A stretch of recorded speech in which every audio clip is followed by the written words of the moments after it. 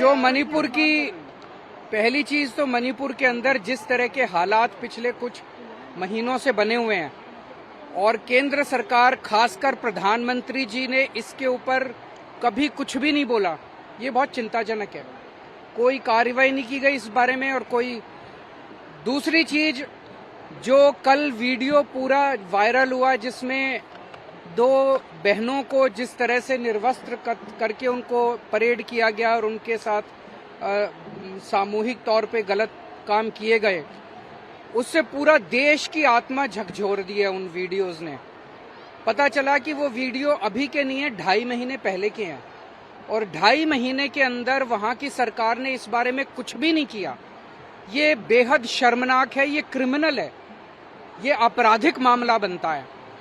मैं बेहद दुख के साथ मुझे कहना पड़ रहा है कि इसके लिए मणिपुर सरकार और केंद्र सरकार दोनों जिम्मेदार हैं।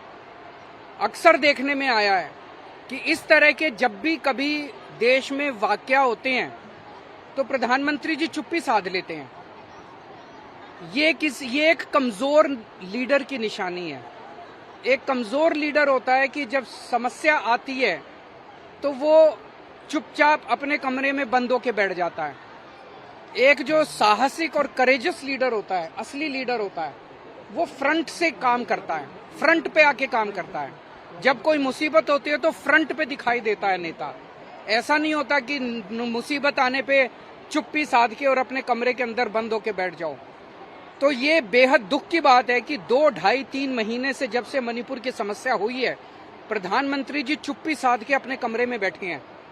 ये एक बहुत कमजोर नेता की निशानी है और बहुत दुख की बात है कि ऐसे सेंसिटिव टाइम के अंदर प्रधानमंत्री जी ने कोई कदम नहीं उठाया। अगर समय पे कदम उठाया होता तो हमारी इन बहनों के साथ ऐसा अन्याय नहीं होता। दूसरा, मणिपुर के सीएम का ये बयान अभी मैं थोड़ी देर पहले देख रहा था कि ये एक घटना थोड़ी है, ऐसी तो बहुत घटनाएं घटी हैं। इसका मतलब तो पता नहीं कितनी बहनों के साथ ऐसा हुआ है मणिपुर के अंदर। और अगर बहुत सारी ऐसी घटनाएं घटी हैं तो उन्होंने क्या किया इस बारे में? उन्होंने क्यों नहीं पकड़ के लोगों को, जो दोषियों को जेल में डाला? वो कर क्या रहे थे अभी तक? अब जब 2.5 महीने के बाद वो वीडियो सामने आया, अब कह रहे हैं, आज बता रहे हैं एक आदमी पकड़ा गया। उस वीडियो के अंदर पता नहीं कितने लोग हैं। और जो एफआईआर दर्ज की गई है वो एफआईआर अननोन लोगों के खिलाफ। वीडियो के अंदर तो सबके चेहरे दिखाई दे रहे हैं। तो ये सरकार की बिल्कुल क्रिमिनल, जो भी कह लीजिए, कॉन्स्पिरेसी, नेग्लिजेंस, उसके अंदर कल्यूजन, जो भी कह लीजिए, लेकिन पूरे देश की आत्मा को इस इंसिडेंट ने झकझोर के रखा है। इस्तीफे की मांग की जा रही है वहाँ के सीएम की, क्या आप भी मांग करेंगे उनको इस्तीफा देना चाहिए? क्योंकि पहले भी वो पेशकश कर चुके थे उनका सीएम इस्तीफा। मेरा सबसे पहला है कि मणिपुर के अंदर शांति बहाल की जाए, जैसे भी की जाए, जिस भी तरीके से शांति बहाल की जाए।